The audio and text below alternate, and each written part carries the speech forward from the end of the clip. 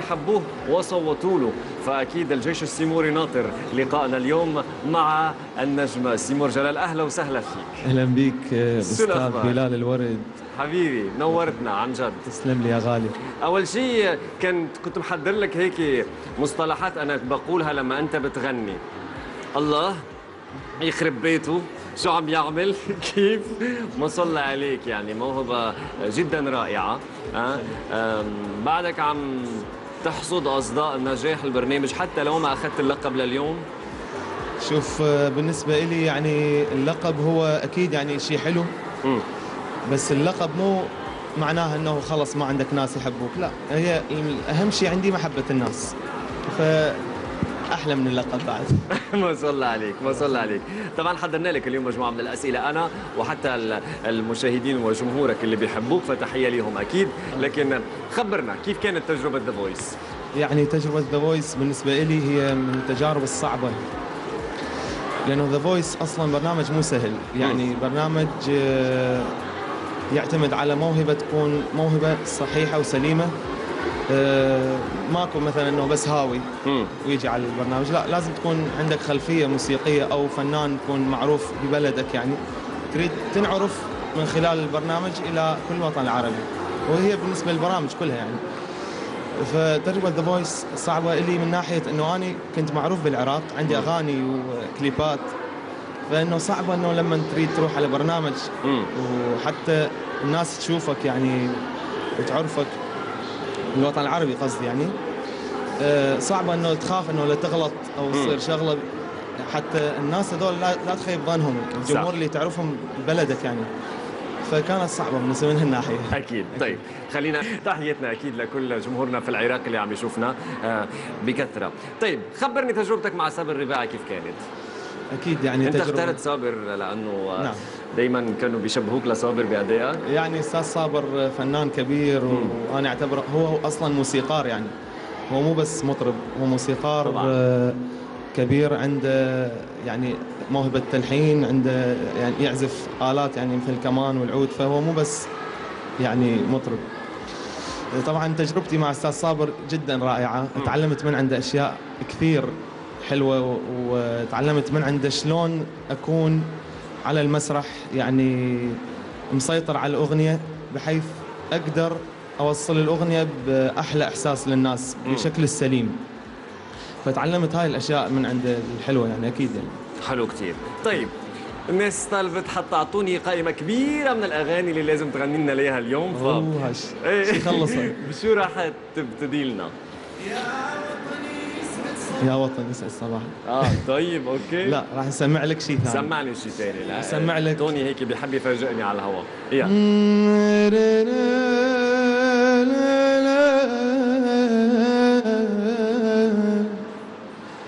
أنا يا طير ضيع لي نصيبي، أنا يا طير ضيع لي نصيبي، حرت لا للهالي ولا للحبيبي، وابويا لا للهالي ولا للحبيبي، وحرت ما بين انسى وبين الاقيك، احن مرة الهالي ومرات احن لك، واطير ويا الهوى لو يمر طارق، ايوه طير ويا الهوى لو يمر طارق، وحضنك ماي من عطش حبيبي، ايوه ضمك ماي من عطش حبيبي. الله عليك، الله الله الله الله، ما شاء الله عليك، ما شاء الله. قل لي أجمل لحظات ذا فويس ومش أسوأها بس أصعبها. يمكن ما بعرف هيك برايم ما حسيت كنت مثل ما أنت كان بدك. يعني أصعب مرحلة كانت عندي هي المرحلة الأولى، لما مرحلة الصوت وبس، لما تدخل ولازم أنت وربك لفوا عليك ما لفوا، أنت أنت تصير أنت وحظك. فيعني جميلة جدا كانت هاي اللحظة لما لفوا لي أربعتهم، بس صعبة جدا لما تدخل تحس قلبك دق بسرعه. فغنيت اني، حاولت اغني كانه اني طالع الحفله يعني دا اغني، بدون ما احس انه هو اختبار او من هاي الاشياء. رغم انه عندك خبره على المسرح، لكن رغم هيدا بيضل يعني الهيبه تبع الواحد. اكيد هاي لانه برنامج ذا فويس او اي برنامج، هو لما تقدم هيك مرحله يعني حتى لو كنت بروفيشنال فراح تشعر شويه توتر، قلق، ارتباك شويه، لانه راح تفكر انه هذا الشيء هو يعني امتحان او من هذا النوع. فاني حاولت اقنع نفسي قبل ما اطلع المسرح، قنعت نفسي انه هاي حفله، فطلعت مثل ما شفت انه عادي يعني، ما اهتميت يعني، طلعت كثير حلو وغنيت يعني. ما شاء الله عليك. الله في ناس انتقدوك او لاموك ليش ما اخترت كاظم الساهر؟ والله كثير ناس لاموني طبعا. اكيد استاذ كاظم هو انا معجب به اصلا من صغري يعني، ومعجب به جدا يعني. الاغاني انا صغير اغنياته، وانا صغير عمري 8 سنين اغني غزال وما يصيدونه، واغني عبرت الشط على عمودك، فهاي الاشياء.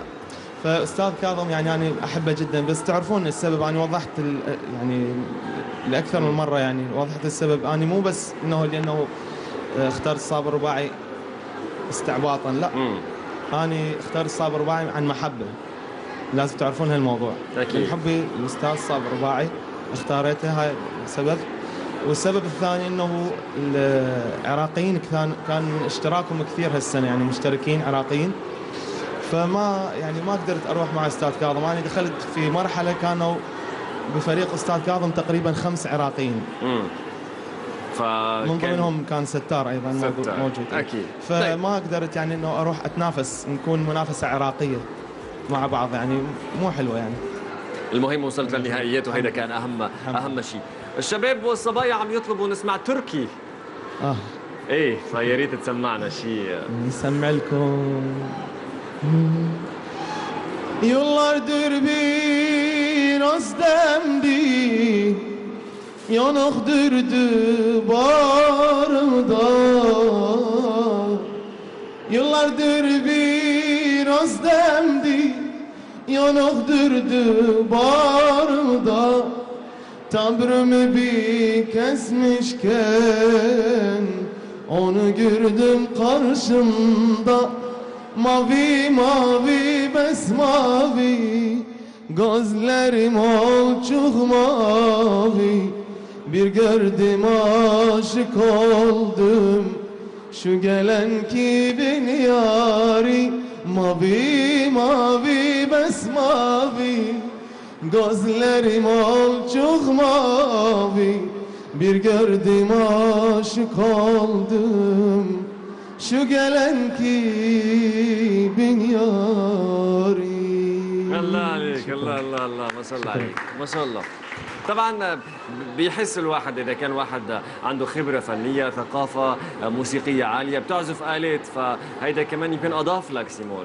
طبعا يعني الثقافه الموسيقيه مهمه جدا للفنان واي مطرب، يعني هاي معروف هذا الشيء. وايضا ضروري كمطرب يتعلم على الاقل يعزف آلة العود يعني، لأنه آلة العود هي الآلة اللي ترافق الغناء، اللي ترافق المطرب. فأنا الحمد لله اختصيت في معهد الفنون الجميلة يعني، أنا خريج معهد فنون جميلة، عندي شهادة دبلوم بالموسيقى ما شاء الله الحمد لله. فاختصيت بآلة العود، وأيضا أضفت لها يعني من عندي يعني، صرت أتعلم وحدي يعني، صرت أتعلم آلة الكمان وآلة البيانو، تعلمت آلة الساز التركية، بس اختصاصي هو العود يعني. حلو أكيد. طيب تعدينا مرحلة الاختيار، وما شاء الله لفوا لك الأربع أساتذة. المرحلة الثانية هي بدنا نسمع مين معنا بالمنافسة، مين اللي شد انتباهك وبأمانة طبعا، مين اللي حسيت فعلا كان منافس لإلك؟ والله شوف، هو الفريق كله كان أصوات جميلة يعني، أصوات لا يستهان بها مثل ما يقولون، بس يعني كنت متوقع يعني انه راح يكون مثلا صوت طربي او صوت من هذا الشيء، فما توقعت احد معين يعني راح يكون، بس توقعت راح يكون لون طربي، رغم انه كان في كثير اصوات حلوه لكن طلعت طبعاً ما ضلت للاخير. اي فتوقعت انه راح يكون لون طربي يعني، بس بالاخير تفاجأت انه خالد حجار يعني راح يكون وياي منافس كان. فشعور حلو كان، لأن هاني وخالد جدا قريبين على بعض ونحب بعض دائما يعني كأصدقاء وأخوة يعني طبعا. مين من الصبايا حبيت صوتها وهيك حسيت انه عندها موهبه مميزه؟ ما اقدر اقول لك يعني كلهم اصوات حلوه يعني ما اقدر اقول لك فلان احلى وفلان احلى، لا يعني اقرب ليك انت؟ اقرب لي اللي حسيتها يمكن طلعت هي من الحلقه المباشره الاولى اللي هي سناء عبد الحميد بفريق الاستاذ كاظم الساهر. هي طبعا كانت بفريق يمكن الاستاذ عاصي. باثناء مرحله المواجهه فهي اختارت استاذ كاظم لانه هي خسرت عند الاستاذ عاصي.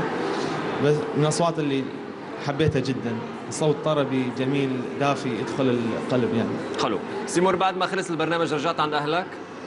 نعم. بين العراق ولا الاردن؟ انت بين الاثنين؟ لا انا مقيم بالاردن. بالاردن. نعم. عملوا لك احتفال؟ بس العراق عايش بقلبي يعني. اكيد. احتفلوا فيك، فرحوا فيك؟ طبعا كان استقبال جدا رائع بالمطار لما نزلت بالاردن. ناس عراقيين اردنيين كانوا من كل الجنسيات يعني موجودين الحمد لله، يعني فرحوني جدا. حلو. فرحه لما نشوف الناس، محبه الناس يعني تنسى كل شيء يعني تنسى كل اللي يصير يعني. تلقيت اي اتصال من الاساتذه اللي كانوا معك، تواصلوا معك بعد البرنامج ولا؟ طبعا احنا نظل على تواصل، خاصه استاذ صابر يعني دائما على اتصال معه. يعني كل اسبوع يعني اقل شيء بالاسبوع مرتين ثلاثه اخابره يعني، او هو يخابرني، اتصل حسب يعني. شو اكثر شيء بتغني له لصابر؟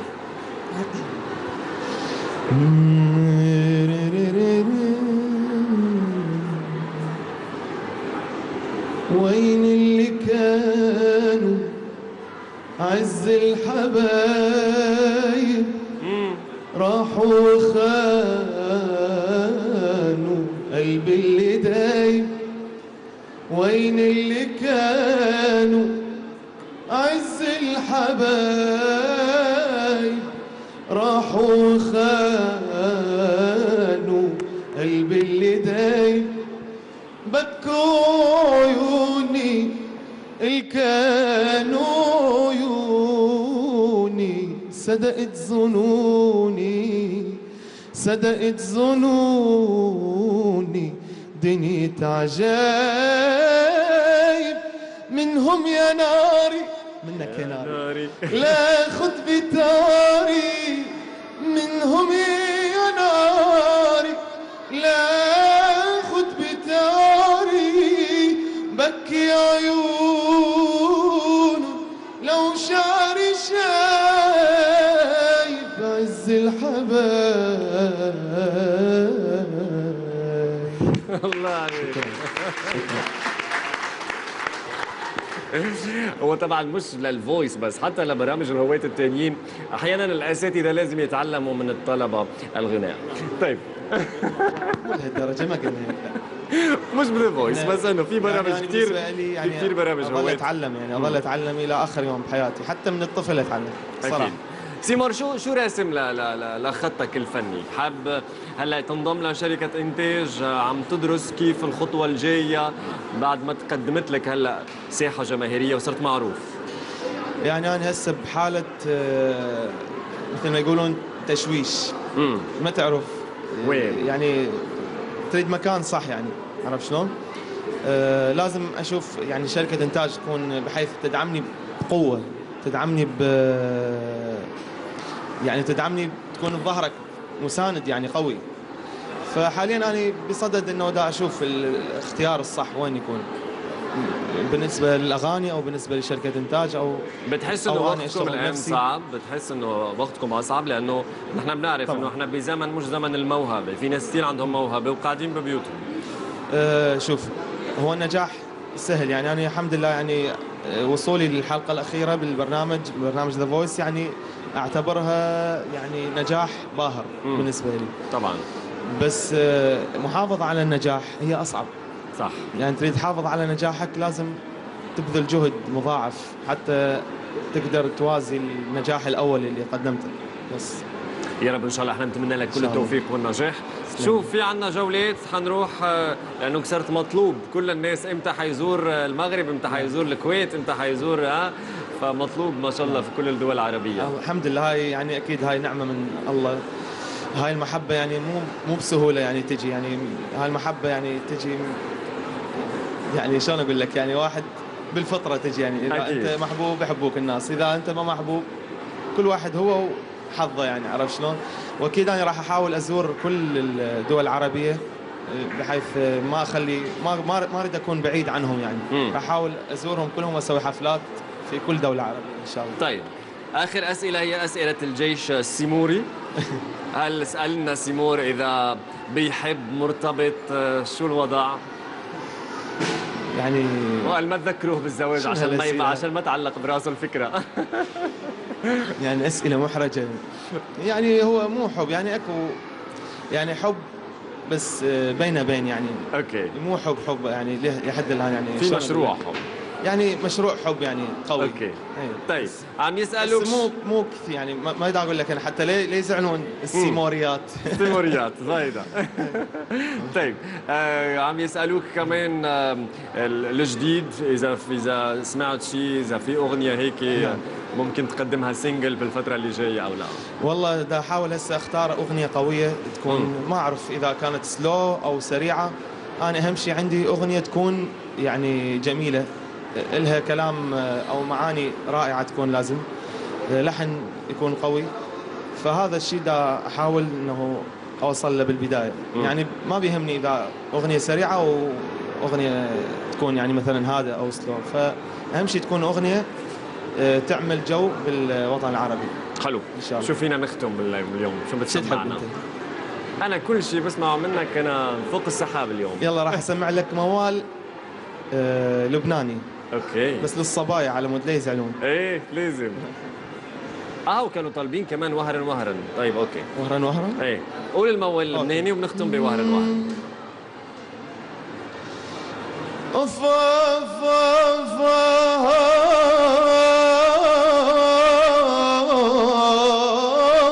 اوف يا باي. الصبايا والصبايا بالحلا الله بلاهم، ما فينا نعيش بالدنيا بلاهم. اكيد. يقضوا العمر بسنين وبلا هم، وهموم داب قلوب الشباب.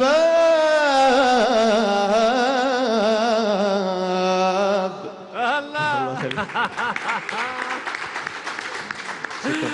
هذه يسموها صياعة في الغنى، هيك يسموها.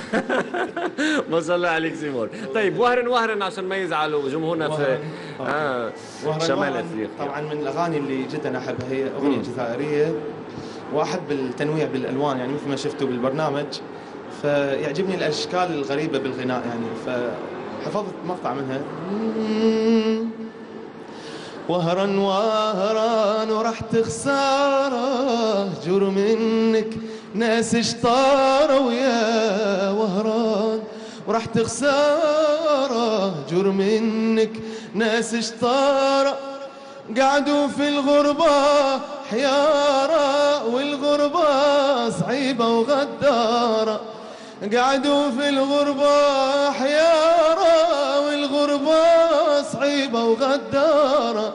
هي هي هي هي هي يا فرحي على ولاد الحامري ولاد مدينة وسيد الهوار، ويا فرحي على ولاد الحمري ولاد مدينة وسيد الهوار، عديت معاهم صغري وليهم فنيت العمري. لا لا لا لا لا، ما صلى عليك. برافو سيمور. اكيد صوت ما بينخف عليه. سيموغ بالفرنسي. ايه سيمور. سيمور. سيمور مون امور. سيمور، تحياتنا لك، اكيد نتمنى لك كل التوفيق والنجاح. وبدك تقول شيء للفانز وجمهورك، الناس اللي قاعده تشوفك اليوم؟ نعم، اريد اقول لكم طبعا اشكر كل الناس اللي دعموني بالبرنامج، من تصويت من دعم معنوي. اتمنى انه دائما اكون عند حسن ظنكم واقدم لكم كل شيء يعني يليق بذوقكم الجميل الراقي. واتمنى دائما اكون دائما قريب منكم من خلال السوشيال ميديا. احاول يعني كل جهدي يعني حتى اكون قريب منكم، وان شاء الله راح اكون قريب وباعمالي، وتابعوني باعمال جديده ان شاء الله على الساحه. تحياتي لكم. شكرا لك سيمون، شكراً بالتوفيق. لك أستاذ. اهلا وسهلا فيك.